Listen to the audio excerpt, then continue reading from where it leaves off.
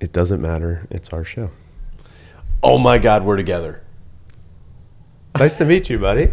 Good to meet you in person, sir. This has been a couple of years in the making. This is absolutely incredible.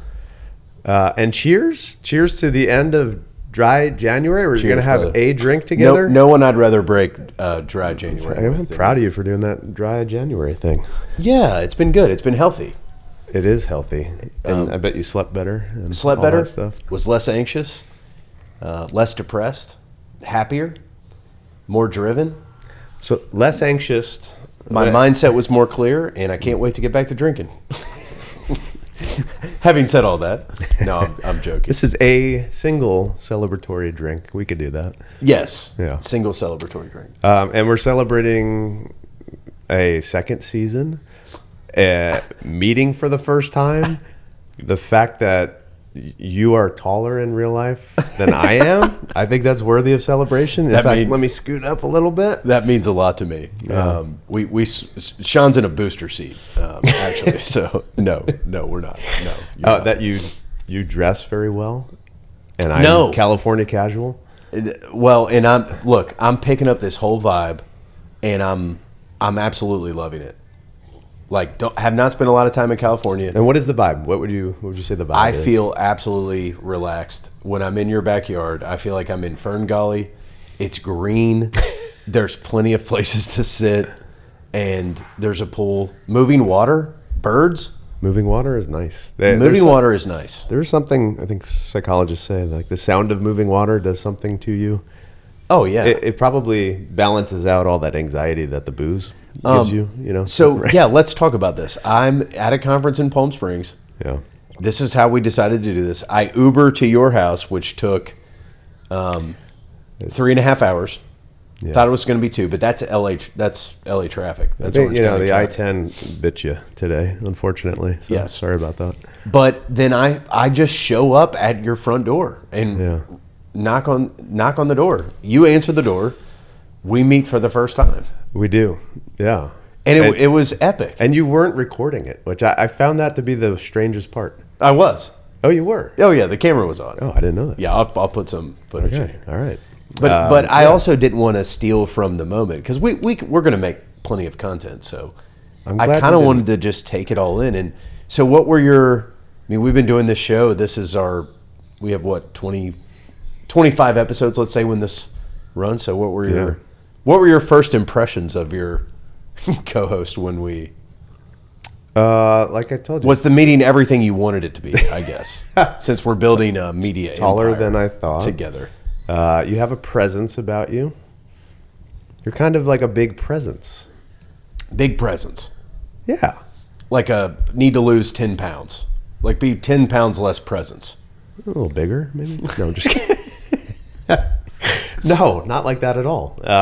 You have a presence. You show up. You're happy. Well, thank you. You're, yeah. Well, we had a nice chat by the fire pit with Jess. We had a whole afternoon. We were only missing Libby, your wife. Like, we could have done a whole couples thing. Your wife is amazing. Yes, Super she nice. is. Yes. Super kind. She's one of our top fans, top listener. She is one of our 10 listeners. Thank you, Jess. So we have to say that. Because she'll hear it. But I mean, she's going to hear this. So I am kind of like, again, sort of going back to the beginning of, I was reaching out to you in 21 and being like, man, I love your writing on LinkedIn. I kind of want to do that similar style, or at least I didn't know that was possible. And DM'd you, eventually tricked you into starting a podcast. That's true. Well, it was a little bit of trickery. Yeah. Yeah, I said, let's do a podcast. You said, no, I'm good. And I said, why don't we just do a couple conversations and we'll record them? Yeah, you said, all right, forget it. We won't do a podcast. But let's just hang out. Like, let's hang out. Like a FaceTime thing, kids FaceTime each other. Like, right. You said, let's just do that. Yes. And I said, all right, that sounded interesting. So that turned into, which is still amazing to this part, but again, all of this remotely. Yes. But we're connecting. Yeah. And we're finding that, like, okay, there's things in life that we have the same point of view on some stuff. We're interested in some stuff. We're also learning and growing ourselves during this last time. Like most of this podcast has been about personal growth from one of us. Like we're bouncing around. You've grown a ton these last couple of years. You know, the best way to grow is to suffer. Through a blank storm. Yeah. Suffer. That's the best way to grow. Suffering. Right. Yeah. So yeah. all that's been happening, but this is the next level. And I got to say, like, if you haven't met Sean in person, you're actually super cool in person. Yeah, I didn't know how to take this. He said that I'm cooler than he thought I would be.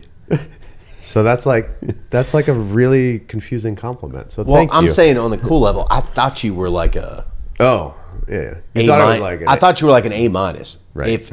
Now, granted, I'm talking about, A- is good, right? Like Sure. tough test. Sure. I would say. Yeah. Like let's say Brad Pitt is like an A. Of course. So I'm thinking, okay, Sean's like an A-, and I show up, dude, and you're just like so much more of a cool bro type character than I thought. Because I kind of thought you're the straight character on our show. Like you come across as like, Yeah. I'm contemplative, and That's true. I do a lot of talking, ask a lot of questions, which is fine. I think we call that a big presence. You have a big presence. Yes. But no, it's just been, again, meeting someone is great. And we could have met at a business meeting, but this is super fun because I get to see your house, Yeah. your kids. Kids are running around right now. You have a lovely family. Yeah, thank you. Thank you. It's I have a car that drives me around. It's a gift. Yes. Yes. A self-driving Tesla. We got to experience that. Was the first thing today. Yeah. So I don't know. I think if you go back to the beginning of sales life, was I thinking we would ever meet even? I don't know. Like, I mean, the interesting thing was we wanted to improve the sales life through friendship. right. Whatever improving the sales life means, I don't know that part, but the through friendship part, I think, that was, I said this, I said this, I bet you I said this on our first episode, that what is in it for me is getting to hang out with you, getting to know you. I would say, I think the absolute best things in life are the like deep connections you make with people and the friends you make along the way. And if I have, how many, a few 20, 30,000 connections on LinkedIn, if I could get one or two like really good friends out of that, I think that's probably the right ratio. I think that makes sense because you just don't connect deeply with everybody. But I'd say like, you know what, we've got a friendship that's going, and I think it's cool. I think, as you said in our last episode, we have a point of view. We like to talk about it. I think it's interesting that we talk a bit about sales, we talk a bit about life, but we're friends. We're just trying to figure this out.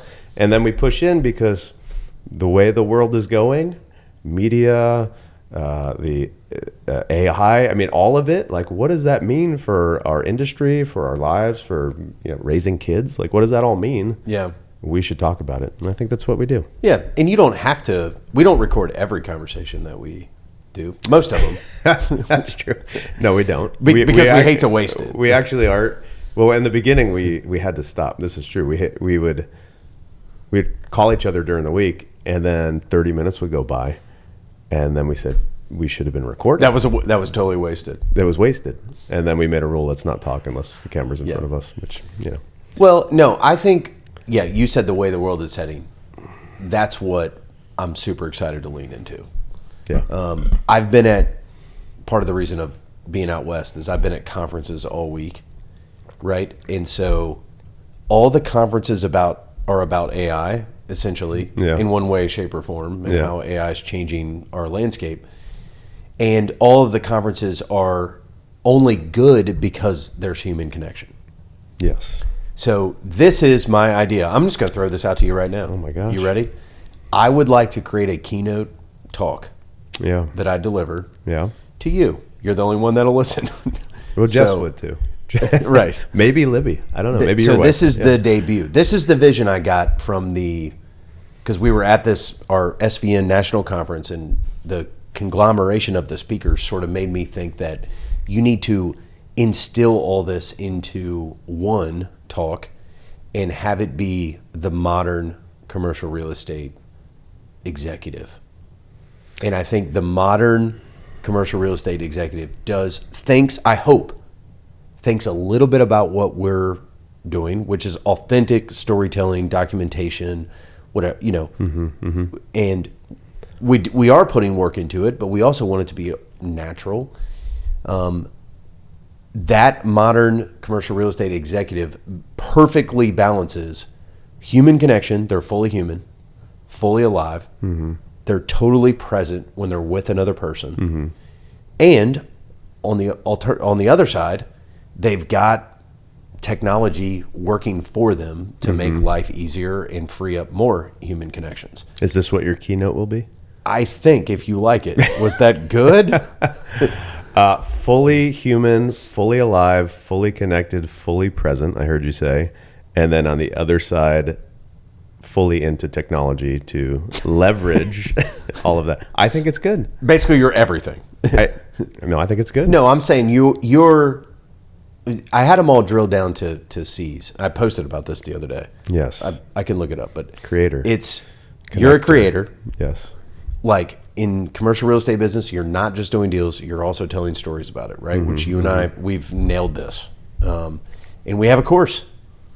Someday we'll release a course on embracing the mindset of a creator. It's already out there, I think. Is it? Okay. Yeah. But not the course. Not the course. Because that may never get out there. It'll be out there in around 2030. I think it'll be done. AI is going to just beat us at the punch with it. Yes. Yeah. So you've got the creator identity, which you've fully embraced, right? And what do I mean by that? It means you realize the benefit of building a digital presence, digital resume, whatever you want to call it. But you have as you said earlier, a point of view that's worth sharing, that you want to share. Yeah. And you pick a couple mediums to share it with.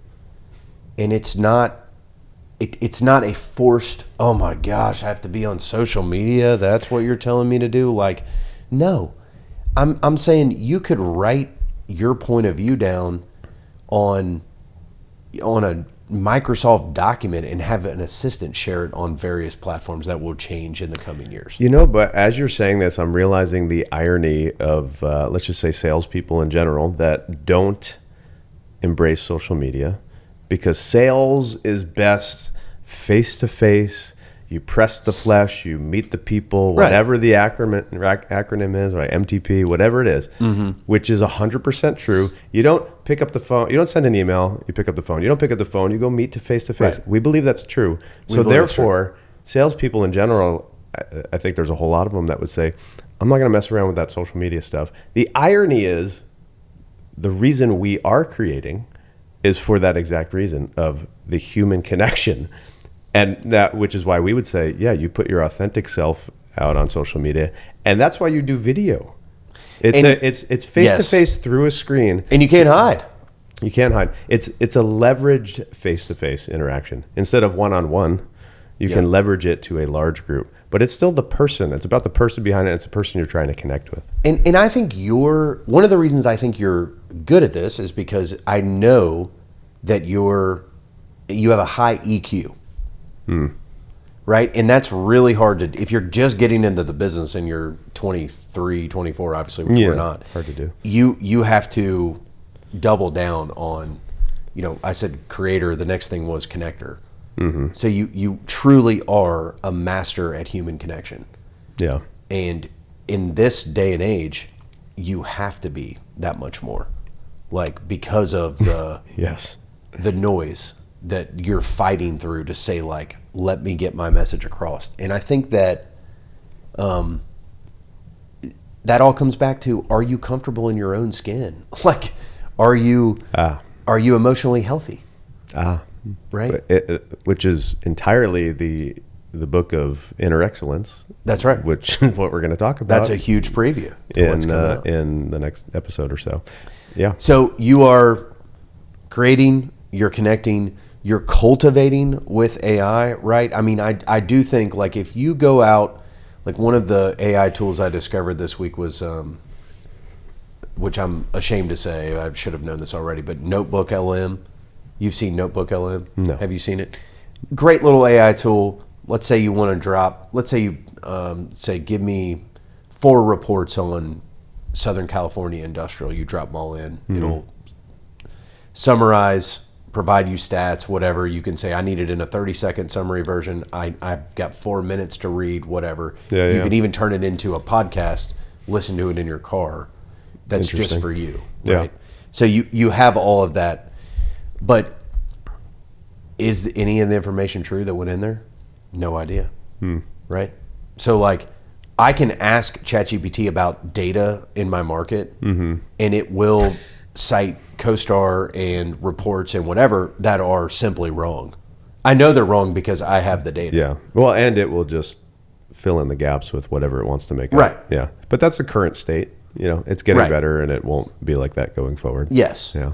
So if you then embrace the idea of being a cultivator, you're not just, you're able to communicate. And think about this. I love this idea. You're able to communicate, and you do so often. I'm not regurgitating AI facts to you.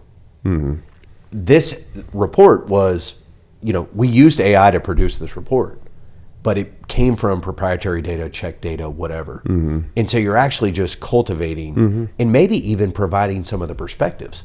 Like, by the way, here's a report that's wrong, and I can show you why. Here's a report that's wrong. So the client goes, oh, yeah, totally. You've cultivated the, the information that I actually needed. Yeah. So when I talk to my dear friend ChatGPT on having Chat prepare me for the future in AI and help me lead my kids, like how do we guide them?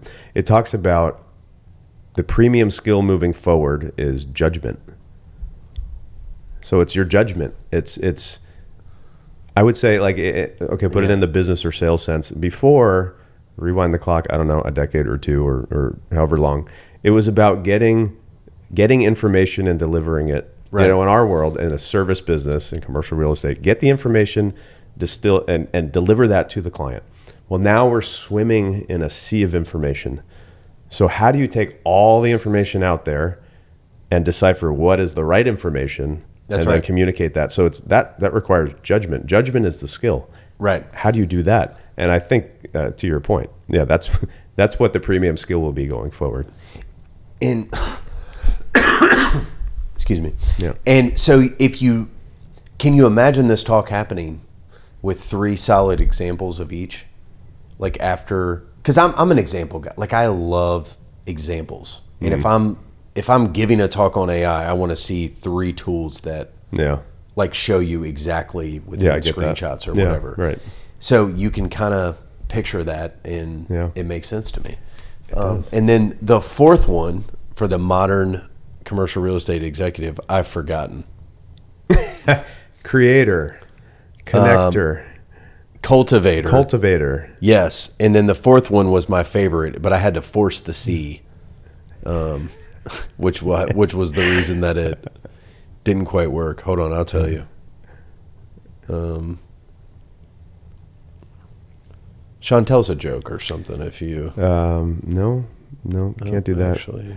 What I can tell you is our fireside chat was a great idea when we started. But it's hot, baby. It's now about 178 degrees right here. So I love it. I love it. Yeah. No, I forgot the last one. So, all that to say, Sean, what do you think? Could that be a keynote? Would you listen to that? Be honest with me.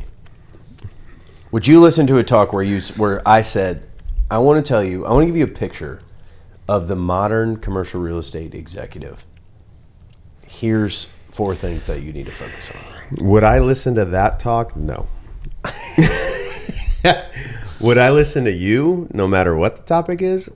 Yeah. And I do think... do you think I'm packaging it wrong? No, I mean, I think you've workshopped it for maybe 9 minutes, so maybe take it back to the workshop a little. But I think my point is, I don't think it's the content of what you're going to say that matters. I think, and this is what I wanted to talk to you about before. I said I kind of have a vision for your future. I think you're the best communicator I know. I think you have a presence. I said you have a big presence. I think being a communicator that with a big presence, but also like a trusted person, is a very valuable skill now and increasing in value as time goes on. Wow. And so I would be less concerned with what is the topic, and I'd be more inclined to tune in because it's you and whatever the event is. And I think that's a rare skill, and being an effective communicator is something that AI will not be able to replace unless everybody wants to just watch something on their phone. But being in front of people, right, that's a unique skill. And that's unbelievable. You got that in spades, so good for you. I think the keynote could be really whatever you want it to be, and people would show up. That's perfect. Yeah. Well, we're wrapping up this episode here. If whether or not you're becoming the modern commercial real estate executive, what you've just encountered is for the very first time. Yes. We are in the same room. Yeah. It feels great. It does. And we're going to wrap this up and go have dinner.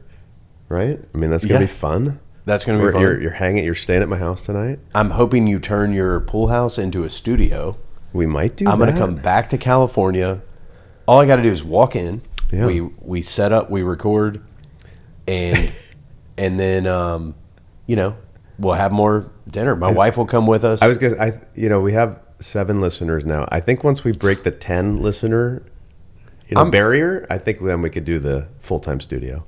We haven't put out episodes in a while. It's been 7 months. Yeah, we have about 400 listeners.